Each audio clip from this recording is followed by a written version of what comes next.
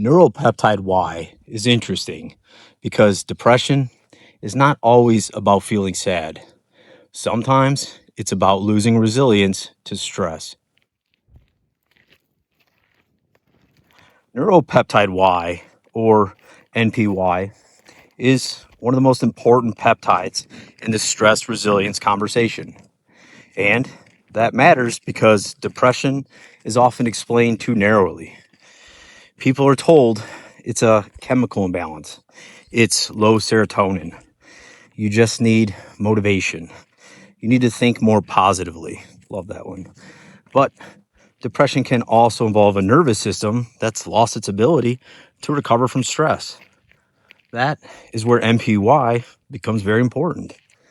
NPY is involved in stress response, emotional regulation, threat perception, feeding behavior, anxiety biology, HPA axis regulation, and resilience. Through the Praxis lens, NPY is not about forcing happiness. It's about stress buffering, the ability to take a hit and recover from it, the ability to experience stress without being consumed by it, the ability to return to baseline after threat. Many depression patterns are not just sadness. They are shut down, avoidance, low motivation, fear sensitivity, emotional exhaustion, sleep disruption, loss of appetite or stress eating, social withdrawal, hypervigilance, and feeling like normal life stress has become too heavy. The loop may look like this. Stress rises, threat perception increases, cortisol rhythm becomes dysregulated, sleep then worsens, energy falls, the patient then withdraws, movement decreases, sunlight decreases, social contact decreases, reward signaling weakens, then depression deepens. NPY teaches a different depression lesson. Maybe the question is not only how do we increase serotonin? Maybe the question is how do we rebuild resilience?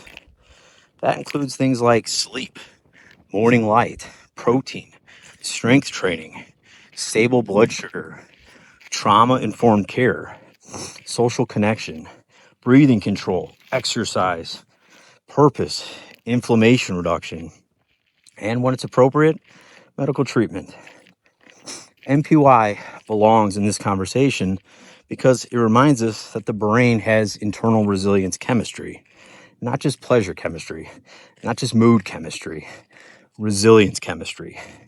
That is why NPY is so interesting in stress-related psychiatric disorders.